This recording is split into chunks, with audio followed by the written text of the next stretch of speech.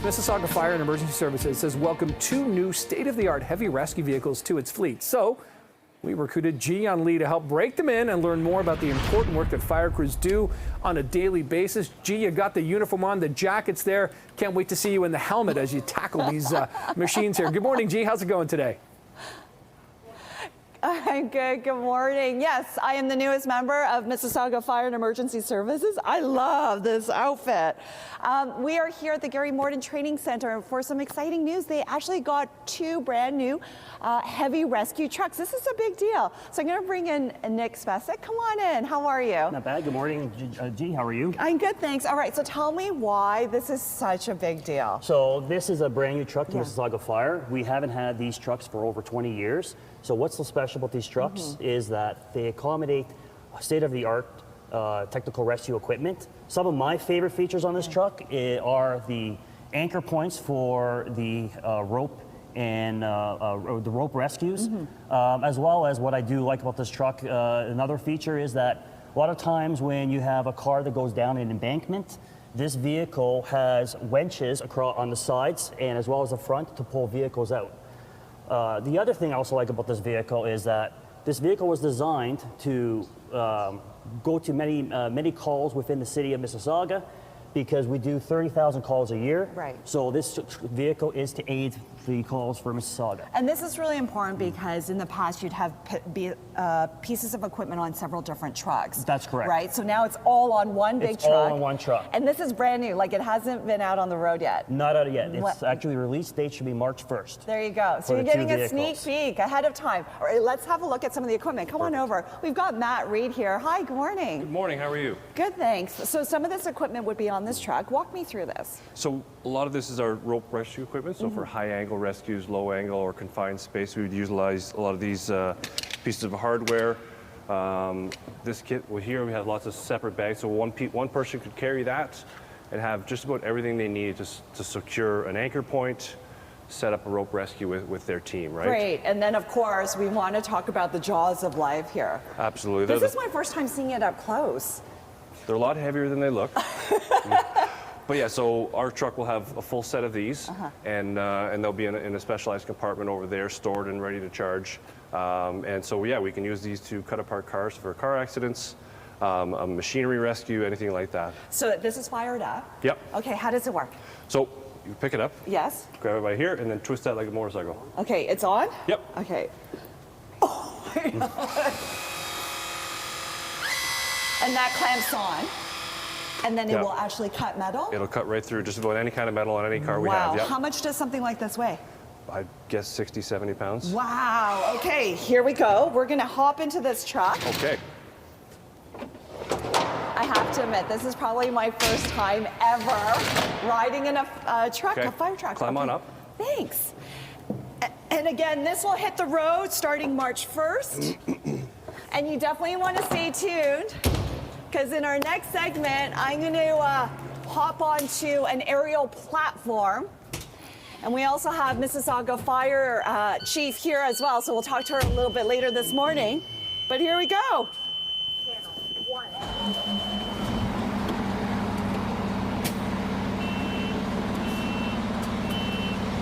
You want to make some noise? Sure.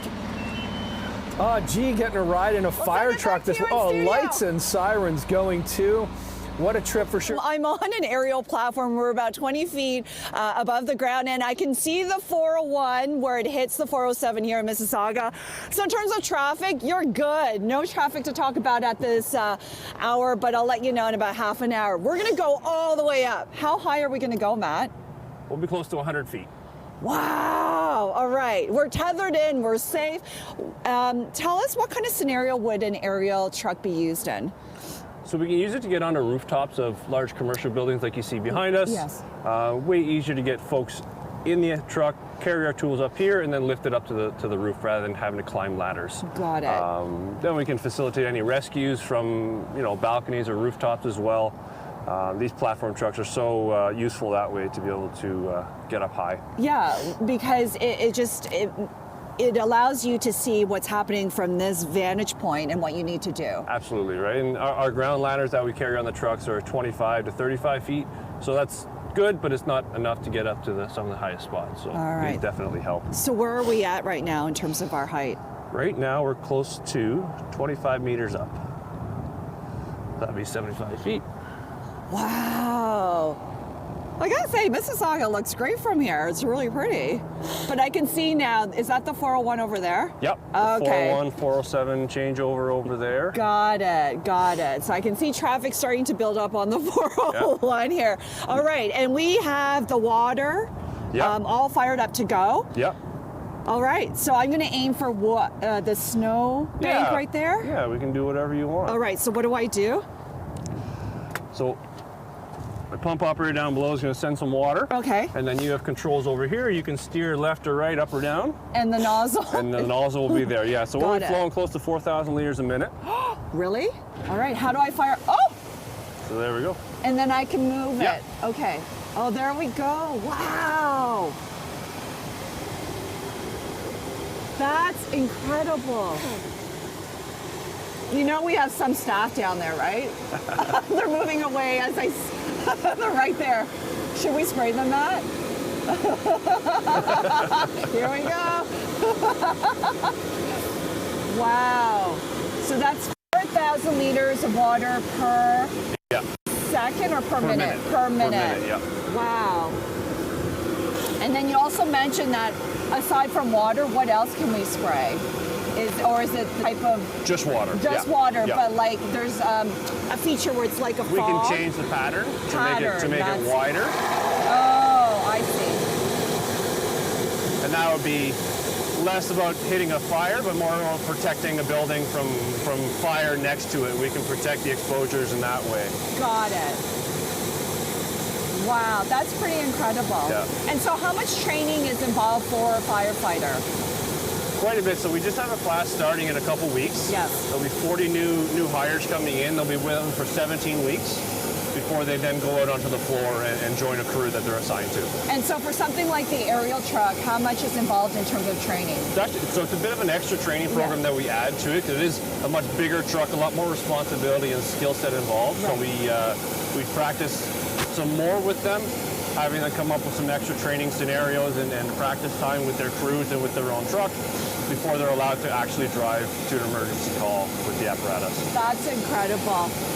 All right, we're going to take a break here on CP24 Breakfast. I'm having so much fun training to be the next firefighter for Mississauga Fire and Emergency Services. We'll take a break here. More to come. I'm diving right into this, yes. And you know what? That is the brand new heavy rescue truck. It hits the road March 1st. So we're getting a real experience here of what firefighters with Mississauga Fire Emergency Services go through. Now we're getting to the good stuff. This is the Hazmat team. Joining me now is John Robichaud. Hi, how are you? Hi there, I'm very good. How are you? Good, thanks. All right, so walk me through the levels, the different squads, and when does the Hazmat team get called in? Yeah, no problem. So this is Squad 120. We have about 4 squads, Mississauga Fire, once these heavy rescues come online. And they sort of bridge the gap between structural firefighting units and the specialized rescue units. So this particular truck, as well as others, has specialized disciplines like water strategically placed by the water, where the squad program of the Hazmat focuses on hazmat response. Okay, and they've got cool equipment. Like, what is this here? Yeah, this is a thermal imaging camera. So we have these on the structural firefighting units as well as this squad. Yeah. And then, yeah, you can see different temperatures and different things like leaking drums. Now, my suit is different from theirs. Yeah. Tell me the difference. All right, so this suit right here that you're wearing is more of a decontamination suit or something that would be more of a defensive operation. Don't want to get liquids on you or something like that. Okay. Whereas their suits are one of very few suits, kind of like this, are like a ruggedized level A suit. So they're to deal with some of the worst chemicals you would find and at the highest level of protection. So they're going in. What are they looking for? What happens in a situation like this? So I guess what would happen here is you would have an initial crew come in and they would have arrived for a normal response. They would have seen characteristics of a hazmat call. So they would have upgraded and have us respond. Now, if we saw something like this and we got a note that there was still patients inside, we would have to aggressively go in and do a recon. Right, so we would wear a garment like the ones they're wearing, something that's more nimble and appropriate to wear for a rescue. And they would go in, take a look, see if they can mitigate the hazmat component, but also save life. All right. Am I going to go in? Should we go in? Yeah, let's go in. in. Okay, we should mention I don't have a mask on because it's difficult to put on, but this is safe. This is just for TV, right? That's right, yeah. Okay, we're going in, and what are we looking for? Yeah. So I guess we would do something like a primary search. So if we saw something like this, if the drums were empty, if we saw a lot of smoke, we'd have respiratory protection on and some augmented level of PPE. Yes. And we would come in and do a primary search. So just like a structural firefighting unit would do in a house fire, Right. we would do the same thing, but with a hazmat component. So some sort of chemical would cause this reaction. This wouldn't be normal smoke. Right. And we would come in and look for human life and execute a rescue. I can say that this is just not a lot of smoke, but it's already very difficult to see through. Yeah, and I mean, this is artificial smoke. It's not that obscured in here, but there are scenarios where it's pressurized, a lot of Right. volume. It's very difficult to see. So the thermal imaging camera comes in handy in that application so we can see if there's patients. Okay, and that would detect any sort of heat? Heat, yeah. So look, if there was a body or if there was a cylinder that was leaking or if there was a fire inside. Wow. Right. How often do you get called out onto a scene? We run hazmat calls, you know, in some capacity every shift. Wow. Right? They're never, they're not often the most exciting style that we would want to, perhaps. But Right. for the most part, there is some degree of complexity with normal, you know, events that happen in the city. So we'll come out and offer some assistance. Oh, this has been fascinating. All right. Thank you so much. Thank you. Nick, I'm learning a lot here. I don't know if you can see me, but getting a real experience here of what Mississauga Fire Emergency Services do. Let's come on out here. I've Nick, done I this did simulation ask them. before. It's pretty. It's so true to life, and yeah, it really is. When the smoke is there, you feel it. Gee, it's what's the heat like too when you were in there? What did it feel like?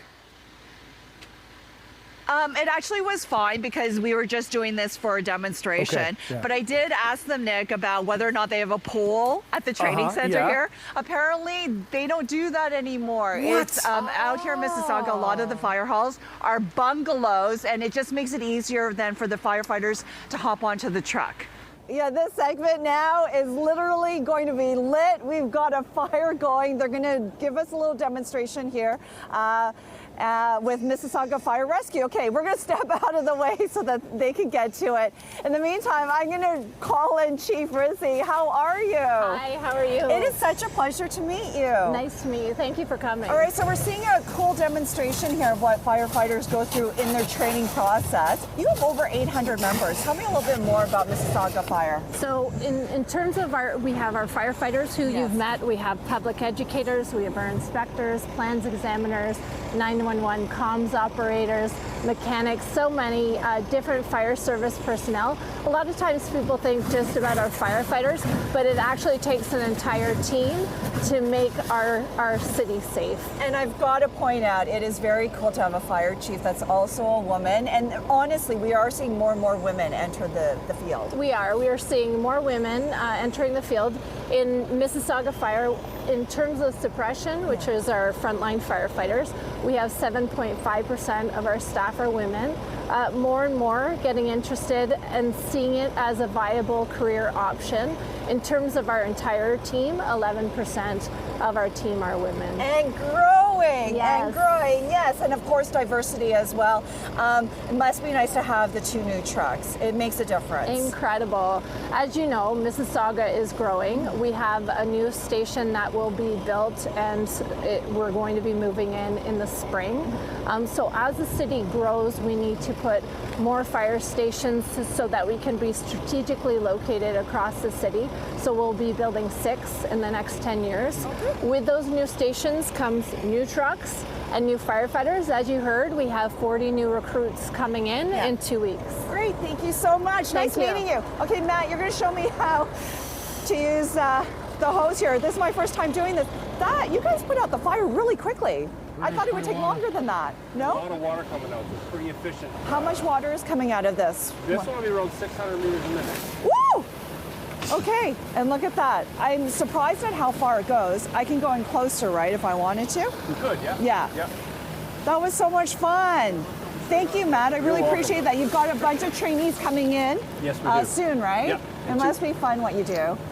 It's tons of fun what I do. Yeah, I love teaching and getting Yeah. in front of the new students, the new hires, and sharing our passion for it all. Great. Thank you so much for training me all morning. You're Thank welcome. you. I'm going to quickly bring in Phil Schuster. Hi, how are you? Good, how are you? And the reason we brought you in is because we want to just give people at home some tips on fire prevention. Yeah, preventing fires, fortunately, a lot of fires can be prevented by just taking preventative actions. Yeah. So staying in the kitchen when you cook, making sure that if you have electronic devices, lithium-ion batteries are a hot topic right now, so making sure you follow manufacturer's directions.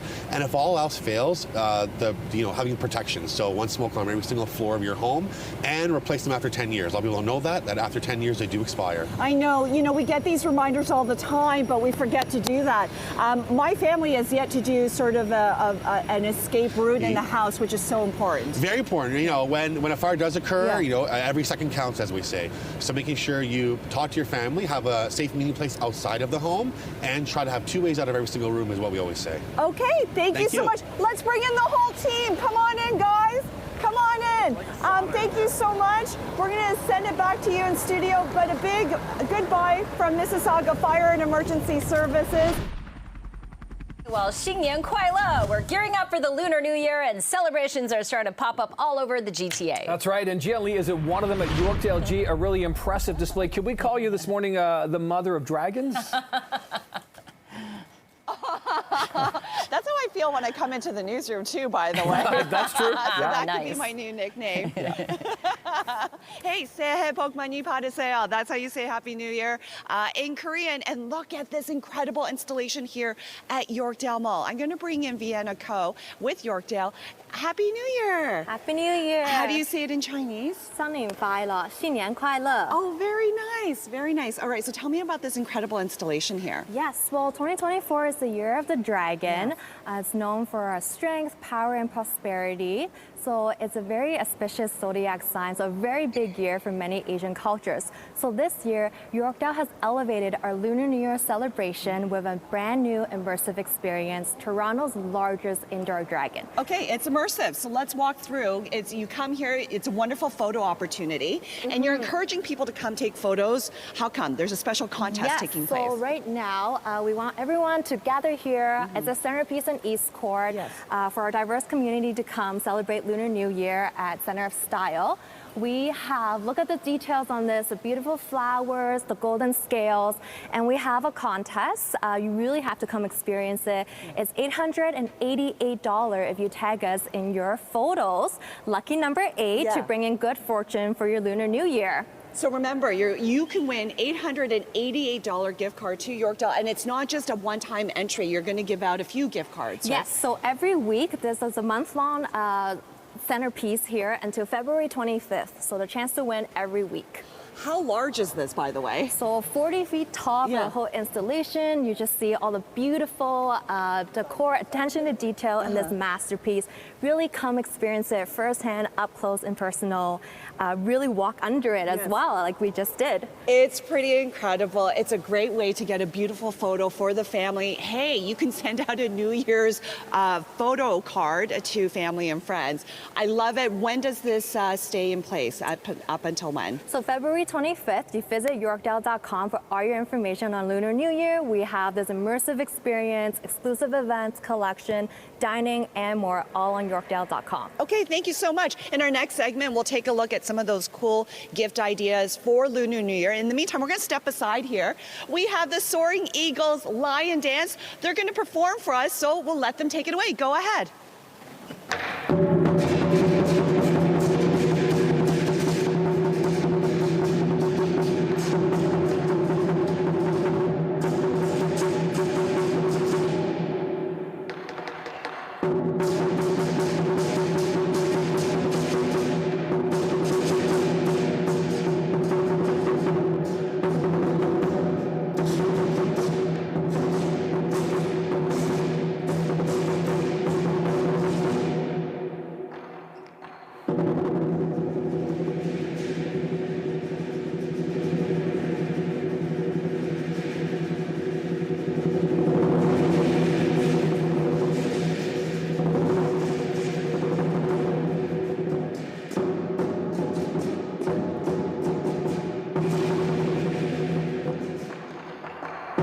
looking at the Soaring Eagles Lion Dance.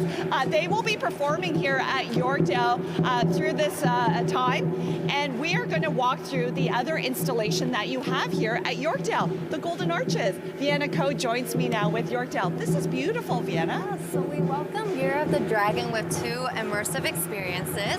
We have our second installation here is the Golden Archway. You walk under these golden gates, a stunning floor decal to really, it's a step of good fortune into the new year. Wonderful. And we know that with Lunar New Year, it's about gathering together with family and friends. So the idea is to bring gifts, red envelopes, and food. Tell me a little bit more of this. Yeah, so this is all gift inspiration for Hope Renfrew at Yorkdale. First, we have a Ferragamo purse, a stunning bright red for good fortune, the MFK Baccarat Rouge of new fragrance for the new year. It's also skincare and makeup, clearance for your stunning skin, Chantecaille for your look at this beautiful design, all available at Hope Renfrew. And of course, there's a gift card. We have a gift card bonus that actually kicks off today, January 23rd to Feb 14th. Find out all about it at yorkdale.com. And of course, you have to have good food. Right. So these are delicious pastries, dim sum available at U Seafood here to really wish you joy and prosperity this Lunar New Year. Oh my gosh, I love it. And this is what a great gift item for the hostess. Exactly. They're delicious. They're so, really tasty here. All available at U Seafood here at Yorkdale. Okay, and then let's walk through the arches again. Let's talk about some of the events that are taking place here. You'll see this lion dance. What else will you see? So starting February 2nd, Hope Renfrew at Yorkdale has all your Lunar New Year festivals and performances. They have sugar painting, calligraphy blessing, and of course a dragon dance happening here on February 17th to really celebrate Lunar New Year here at the Center of Style. Okay, so we're going to step out of the way. Once again, the Soaring Eagles Lion Dance. You don't want to miss them here at Yorkdale. All the events wrap up on February 25th.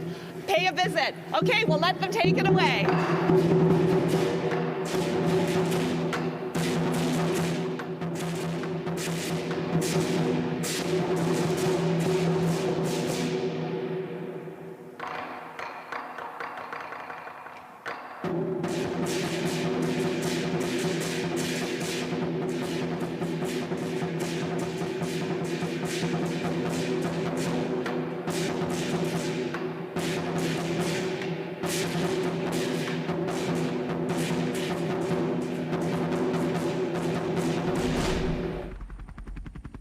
World Cancer Day is Sunday, and it's a reminder of the work being done by the Princess Margaret Cancer Center and Foundation to conquer cancer in our lifetime. Our Jian Lee is on location this morning. This is where life-saving research is being done. Good morning, Ji. The work this organization does, so inspirational and so important. So important, Courtney. Good morning, and good morning, Jen. And we all have been touched by cancer one way or another. My mother is a cancer survivor. I have friends that are battling this disease right now. So it is so important to keep the awareness and hopefully conquer cancer in our lifetime. We are here at the Princess Margaret Cancer Center. It's actually my first time here. I do a lot of work with the Princess Margaret Home Lottery, but I've actually never been to the research center. And it is so important because it is one of the top 5 cancer research centers in the world. Joining me now is Dr. Mio Yamashita. Come on in with the Princess Margaret Cancer Foundation. Good morning. Good morning, G. Nice to see you. Thanks for coming to the Princess Margaret. First of all, what a beautiful space. You come in and you know that you're in good hands. Tell us a little bit more of the incredible work that's being done here. We're so fortunate to have the Princess Margaret Cancer Center in Canada. Our world-class research impacts standards of care across Canada and around the world. For example, we discovered stem cells without which there would be no bone marrow transplants. And we also discovered the link between breast density and breast cancer. So our work here really improves life and survivability for cancer patients everywhere. And that's so important. You've had some incredible breakthroughs. And with that, you are seeing the success in terms of conquering cancer. What sort of rates are we seeing, survival rates are we seeing right now? You're right. We are making progress against cancer. In the 1940s, if you were diagnosed with cancer in Canada, you had only about a 25% chance of surviving. Fast forward to the 1980s, survivorship sat around 50%. And now today, in 2024, we actually have survivability rates around 63%, and some cancers even have survivability rates as high as 85 to 90%. So we're really making progress. That is incredible to see that improvement over the years. For people watching, it is the sad reality is we are seeing more and more people diagnosed with cancer. What are we seeing right now? We are unfortunately seeing a lot of cancer in young people. In fact, millennials are the generation with the fastest rising cancer rates. We tend to think of cancer perhaps as an older person's disease, but actually if you're a millennial, your cancer risks are increasing dramatically, particularly in the areas of colorectal and lung and some breast cancers.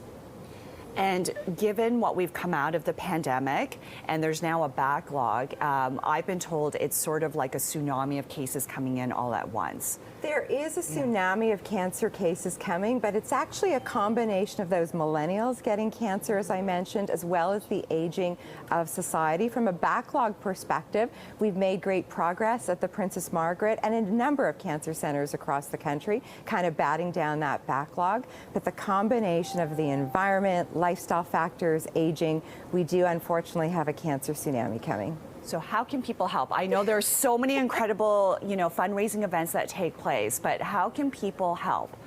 The only way we can really beat back a cancer tsunami is through cancer research. The faster we can understand more about this disease, the faster we can get to cures, the faster we can get to helping people cope with their cancer.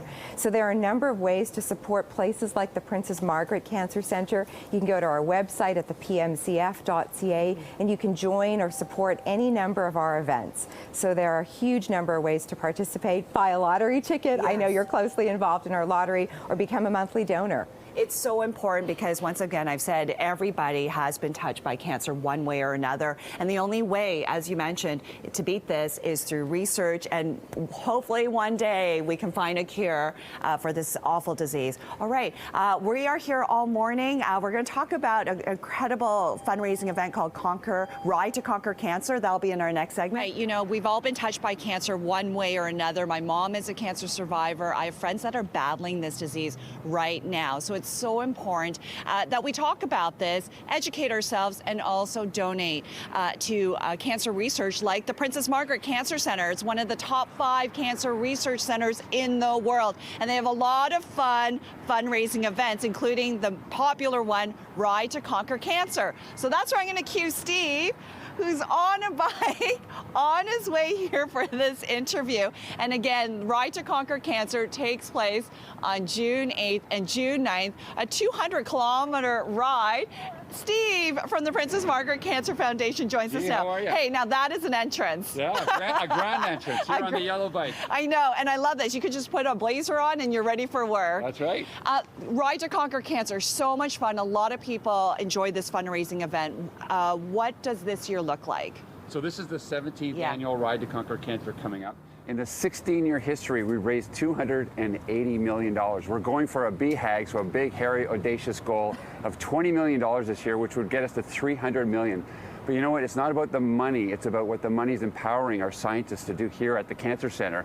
And we're making breakthroughs on a regular basis, which is powered by the bike riders doing the Ride to Conquer Cancer. So this is a 2-day event, 200-kilometer ride down by around the Golden Horseshoe. Well, yeah, so people start in either Niagara Falls or Toronto. We all ride to Hamilton, where we have what I call the Woodstock of bike riding, where people celebrate their accomplishments. They've ridden further maybe than they've ever ridden in their lives. They're maybe riding for somebody, or maybe riding for themselves. We have people who are survivors with yellow flags on their bikes riding for themselves.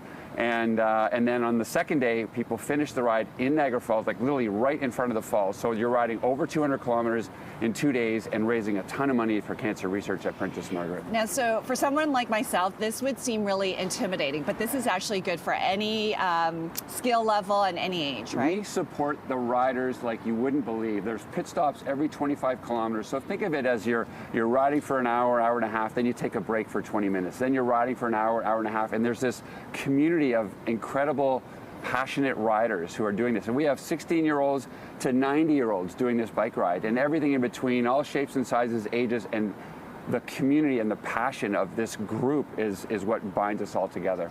Yeah, there is something special about the riding community. It's a really tight-knit community.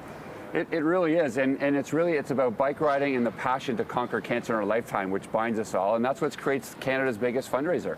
We have a very special offer right now in terms of free registration. Can you tell our viewers about that? So February 4th is World Cancer Day, so to sort of pay tribute to World Cancer Day, if you sign up today or any in the next 4 days, is free registration. You know, you make a self-donation, but free registration. We want as many people to join us on June the 8th and 9th this coming summer. I actually have friends that are riding for the first time in this, and I donated because I'm supporting my friends in the Ride to Conquer Cancer. And it's the only way we're going to be able to find a cure for this disease is through cancer research. So again, if you want information, you can go to ride2conquer.ca, 2 being the number 2. All right, I love Excellent. it. Thank you so much. I might have to ride my bike to work one day. We want you to join us in the ride of this June. Yes, we are here at the Princess Margaret Cancer Center, and I'm here with Hope. I love the name. My son's name in Korean means hope, so that's so adorable. Hope will be with us for a very special fundraising event. It's called Journey to Conquer Cancer. So let's walk on over this way. David Gilchrist is here with the Princess Margaret Cancer Foundation to talk a little bit more about this event. Good morning, David. Hi, good morning. Good morning. I love that Hope has joined us. But it's great because Journey to Conquer Cancer allows you to walk, run, you can bring your dog, and still give back to the Princess Margaret Cancer Center. Tell me a little bit more of this year's event. Yes, absolutely. So the Journey to Conquer Cancer is taking place on Sunday, June 16th, which is Father's Day. And it's a 5K, a 3K, or 1K run or walk. And it takes place in the closed city streets of Toronto, starting at U of T and passing by the Princess Margaret. Yes, we've raised $1.4 million last year and $14 million since inception. And it's just a family-friendly event. People of all ages can take part, whether you're a child, a baby being pushed in a stroller, or grandma and grandpa. And of course, dogs are welcome as well. Yeah. That's what I say. I say, listen, you're going to be walking the dog that day anyway, so why not come down, bring the dog, bring the family, and give to an incredible cause. Absolutely. And you have people that have been walking in Journey to Conquer Cancer from day one. That's right. Yeah. That's right. Yeah, we introduced this fantastic giant shoe right here, which is just behind us here, and it's in honor of participants, as you mentioned, that have been with the Journey to Conquer Cancer since day one. So for our 10th anniversary, we brought this shoe over, and yeah, just commemorates all of the hard work and dedication and fundraising that they've brought to the event towards the Princess Margaret Cancer Center and its cause. Incredible. I know that we've all been touched by cancer one way or another, but what's really important is getting the kids involved. That's why I love this event. What's it like seeing the kids getting involved and knowing that they're learning how to give back to the community and also raise awareness on this? It's inspiring. Really, you know, you bring your kids out. We were at Varsity Stadium this past year. We have bouncy castles. We have, giant Jenga, Connect 4, soccer, lots of activities for kids to take part in.